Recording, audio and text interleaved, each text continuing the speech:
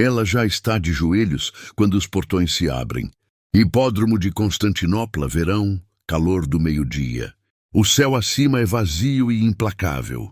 Sem nuvens, sem sombra, sem piedade. Arquibancadas de pedra se erguem ao redor como muralhas de rostos anônimos. 50.000 pessoas empilhadas naqueles assentos. Algumas em pé, outras inclinadas para frente, todas olhando para um único ponto.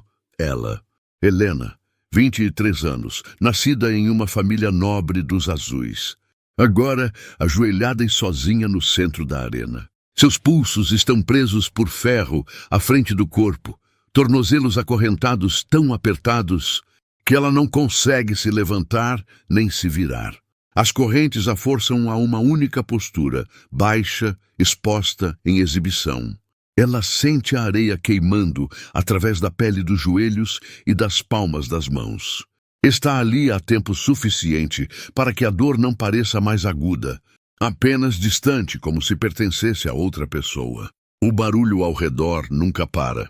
Pessoas gritam umas com as outras, riem, discutem. Não estão falando sobre corridas, não há bigas na pista. Estão falando sobre ela, apostando quanto tempo ela vai durar, trocando rumores sobre o que ela fez para merecer isso. Helena não sabe o que contaram a eles, não lhe deram acusações formais nem sentença. Tudo que lhe disseram foi para ajoelhar e não se mover. Então o som muda. Atrás dela, metal raspa contra a pedra. Um portão pesado desliza. Vozes gritam ordens que ela não consegue decifrar. Há o tilintar de cascos em chão sólido. Depois o baque surdo desses cascos atingindo a areia. A multidão reage instantaneamente. O barulho sobe como uma onda. Áspero, excitado, faminto. Helena torce o corpo até onde a corrente permite. Não consegue virar completamente. Só consegue ver pelo canto do olho. Poeira, movimento, algo grande e escuro. Então ela ouve respirar, baixo, áspero, próximo. Um touro. Trouxeram um touro para a arena e estão conduzindo-o em direção a ela. Isso não é crueldade aleatória nem execução simples. É um momento encenado, uma mensagem, e ainda não é a pior parte. O touro caminha devagar, passos deliberados guiados por tratadores com cordas e varas. Não está investindo nem confuso, está calmo. Os tratadores o mantêm longe o suficiente para que Helena ainda não possa senti-lo. Apenas ouvi-lo, apenas imaginá-lo. A multidão começa a cantar agora, não por ela, mas pelo momento que pagaram para ver. A respiração de Helena vem em rajadas curtas, seus ombros tremem, suas mãos vibram contra as correntes. Ela tenta pensar em alguém que conheça nas arquibancadas, família, amigos, pessoas com quem compartilhou refeições. Eles estão assistindo, desviam o olhar, ou estão inclinados para a frente como todos os outros? O touro dá mais um passo. Ela consegue ouvir o som de sua respiração com mais clareza agora. O peso dele, o poder em cada exalação. Alguém nas arquibancadas grita o nome dela, não gentilmente.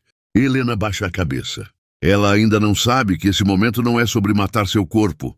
É sobre matar algo mais profundo, seu nome, sua posição, qualquer futuro que poderia ter tido. Para entender por que Helena está aqui, você precisa entender o que esse lugar realmente é. O hipódromo foi construído para parecer entretenimento. 400 metros de pista, assentos de pedra para dezenas de milhares. Um camarote imperial, ornamentado, onde o imperador e sua corte ficavam acima de todos. Nos dias de corrida, a arena era cheia de cor, bandeiras azuis e verdes, bigas pintadas com símbolos, pilotos tratados como celebridades. Mas sob a superfície, algo mais estava acontecendo. Abaixo da areia havia corredores e câmaras, salas de armazenamento, celas de contenção, passagens ocultas, que permitiam guardas mover pessoas para dentro e para fora, sem que a multidão visse. O hipódromo não era apenas uma arena, era infraestrutura. Um lugar onde o imperador podia olhar para baixo e ver a cidade inteira reunida em um único espaço, onde a lealdade podia ser medida por onde as pessoas sentavam, que cores vestiam, quão alto gritavam. Um lugar onde obediência podia ser recompensada publicamente e onde desobediência podia ser punida da mesma forma. O que você está vendo acontecer com Helena não começou com sua prisão. Começou com as facções. Em Constantinopla bizantina, as pessoas não eram apenas cidadãos, eram azuis ou verdes. Originalmente, essas eram as equipes que corriam bigas, mas com o tempo tornaram-se partidos políticos, gangues de rua, grupos de pressão religiosa, forças de segurança privadas. Se você nasceu em uma família azul, esperava viver e morrer azul. E era verito mesmo. Tinham seus próprios líderes, salões de reunião, formas de impor disciplina. Podiam se organizar rapidamente, lutar nas ruas, transformar uma multidão em arma. O hipódromo era onde essa lealdade se tornava visível. Azuis sentavam de um lado, verdes do outro. Você usava suas cores, torcia para seu time, juntava-se aos cânticos. Se ficasse em silêncio, as pessoas notavam. Se torcesse na hora errada, as pessoas notavam. E quando o imperador olhava para baixo de seu camarote, via mais do que bigas. Via um mapa das lealdades de sua cidade. Via quem poderia apoiá-lo, quem poderia resistir, quem poderia ser persuadido ou punido. As facções davam aos imperadores uma ferramenta poderosa. Prometer favores a um lado, ameaçar o outro, colocá-los uns contra os outros, para que nunca se unissem. Na maioria das vezes, esse equilíbrio se mantinha. Mas quando quebrava, o hipódromo se tornava algo completamente diferente. E quando quebrou no ano 532, o que aconteceu foi além de qualquer pesadelo. Os impostos haviam subido, conflitos religiosos haviam se intensificado, o ressentimento fervilhava em cada distrito. Os azuis e os verdes estavam ambos furiosos, não um com o outro, mas com Justiniano, o imperador. Pela primeira vez gritaram a mesma palavra, Nica, vitória. Não vitória na pista, vitória sobre o homem nas vestes púrpuras. Em 18 de janeiro, o hipódromo estava lotado, bigas prontas, pilotos em posição. Nada disso importava. A multidão se virou, afastando-se dos portões de largada e voltando-se para o camarote imperial. Dezenas de milhares de vozes se fundiram em um único cântico. Nica, nica, nica! Exigiram que Justiniano demitisse oficiais corruptos, baixasse os impostos. Ele os ouviu, apenas não respondeu da maneira que esperavam. Primeiro, oficiais foram enviados para negociar e foram gritados, forçados a recuar.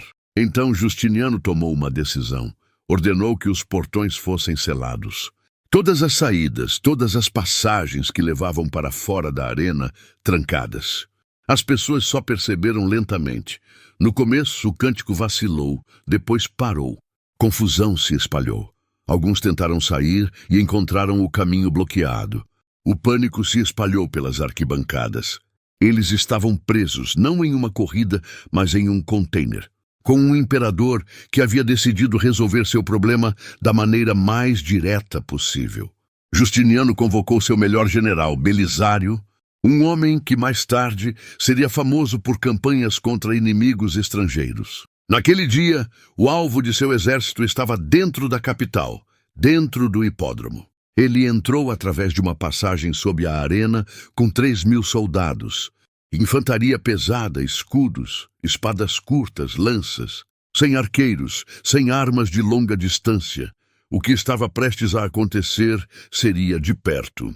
Os soldados formaram uma linha no chão da arena e então começaram a subir para as arquibancadas. As pessoas presas lá dentro não tinham armas, armaduras ou treinamento. A maioria havia chegado esperando corridas, um dia de diversão, barulho e espetáculo. Mas não isso. À medida que os soldados avançavam, alguns tentaram lutar com as mãos nuas, alguns tentaram escalar as paredes, alguns tentaram arrombar os portões trancados. Todos falharam.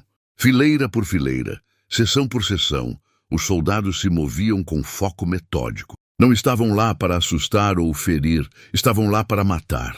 Ao cair da noite, algo entre 25.000 e 35.000 pessoas estavam mortas. Nenhum cemitério poderia conter esse número. O próprio hipódromo se tornou uma vala comum. A mensagem era simples: nunca se unam contra o imperador, jamais. Os sobreviventes levaram essa memória para casa, contaram às suas famílias, contaram aos seus filhos. Mas enquanto os soldados matavam a multidão, algo mais estava acontecendo nas arquibancadas.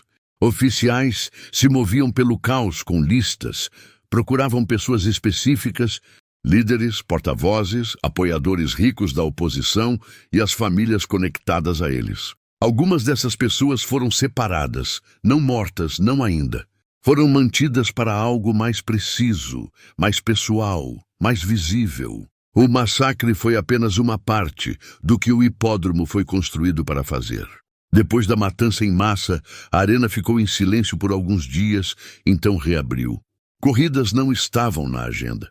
Um tipo diferente de performance estava planejado. 73 mulheres haviam sido capturadas vivas das arquibancadas durante o caos. Esposas e filhas de homens que falaram alto demais ou ficaram no lugar errado na hora errada. Haviam sido mantidas sob a arena sem camas adequadas, sem privacidade. Pouca comida, menos água. Quando foram trazidas para cima, estavam fracas. Isso era intencional. A multidão naquele dia era menor, cerca de 10.000, mas esses 10.000 haviam sido escolhidos. Eram leais, eram influentes, repetiriam o que vissem. As mulheres foram desfiladas pelos portões, 4 dias antes. Muitas delas haviam assistido aos tumultos dos melhores assentos, usando roupas finas. Agora vestiam trajes grosseiros. Seus cabelos haviam sido cortados irregularmente ou raspados, rostos machucados, olhos vermelhos de falta de sono. Foram forçadas a marchar ao redor da pista em fila, com guardas caminhando de cada lado. Um arauto anunciou seus nomes e supostos crimes. Apoiar traição, encorajar rebelião, falhar em demonstrar obediência adequada. A multidão foi incentivada a responder. Gritaram insultos. Jogaram o que tinham, comida podre, torrões de terra. O que pudesse doer, sem deixar marcas permanentes óbvias. As mulheres foram forçadas a completar todo o circuito da pista, 400 metros. Se alguma caía, era puxada de volta para os pés. Não podiam proteger os rostos, não podiam falar, não podiam desviar o olhar. No final, foram levadas ao centro da arena e forçadas a ajoelhar. Suas sentenças foram lidas: exílio, confisco de propriedade, perda de status. Viveram, mas as pessoas nas arquibancadas não se lembraram delas como pessoas vivas. Lembraram-se delas como exemplos. É isso que está acontecendo com Helena neste exato momento. Sua punição não é sobre sangue, é sobre apagamento. A revolta de Nika mudou algo em Constantinopla. O hipódromo não voltou a ser apenas uma pista de corrida. Provou o quão eficaz um único espaço público poderia ser para controlar uma população inteira. A partir de então, tornou-se um dos principais palcos do Império para a punição política. Algumas dessas punições eram rápidas, como o cegamento. Os bizantinos usavam o cegamento como forma de remover rivais sem matá-los. Se um homem não podia ver, não podia liderar exércitos, ler documentos ou sentar-se confiantemente no camarote imperial e olhar para as pessoas abaixo. Mas podia caminhar pela cidade como um aviso.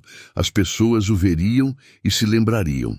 Romano IV Diógenes, um ex-imperador, é um dos casos mais famosos. Após derrota militar e traição política, foi levado ao hipódromo.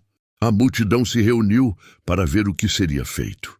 Seus crimes foram lidos em voz alta. Não apenas fracasso, mas colocar o império em perigo. Então sua visão foi tirada, não em uma sala escondida, não em particular, mas na frente de pessoas que entenderam que poderiam ser as próximas se apoiassem o homem errado. Os relatos não se demoram em cada detalhe, não precisam. Todos os presentes sabiam o que significava ver um homem entrar na arena de um jeito e ser levado para fora de outro, vivo, mas reduzido. Às vezes, as próprias bigas se tornavam ferramentas de punição, não para vencer corridas, mas para encerrar vidas. Um rebelde ou assassino poderia ser amarrado atrás de uma biga, em vez de sentado dentro dela, braços presos, pernas amarradas. Então os cavalos seriam conduzidos ao redor da pista, não em velocidade total de corrida, mas mais devagar, devagar o suficiente para que todos nas arquibancadas vissem o corpo se sacudir a cada movimento, devagar o suficiente para que a punição durasse. As pessoas sabiam o que areia e pedra podiam fazer a um corpo humano arrastado sobre elas. O ponto não era surpreender a multidão, era mostrar exatamente o que acontecia com aqueles que desafiavam o poder. Notícias de tais execuções viajavam rapidamente. Você não precisava ver uma para imaginá-la, só precisava ouvir a maneira como os sobreviventes falavam sobre elas, cuidadosamente, silenciosamente. Helena cresceu ouvindo histórias como essas, destinadas a mantê-la longe da política. Não funcionou. Nem todos os espetáculos envolviam sangue. Muitos focavam em humilhação pública, especialmente quando o alvo era uma mulher de status. Execução poderia criar uma mártir, humilhação quebrava pessoas, sem dar-lhes nada heróico ao qual se agarrar.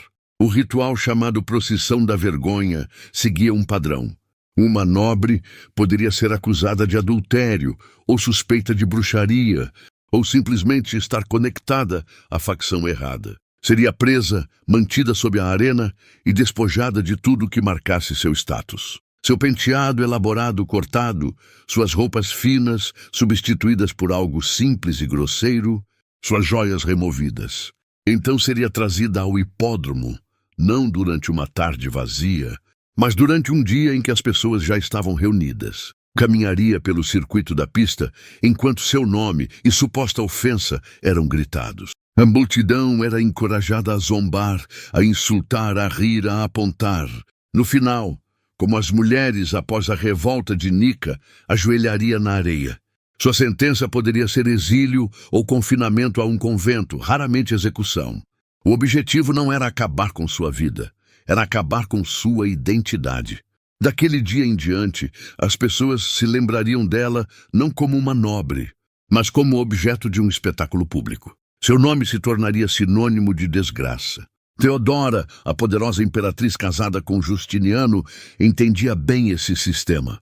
Cresceu nas margens do mundo do hipódromo, não nobre, não respeitada.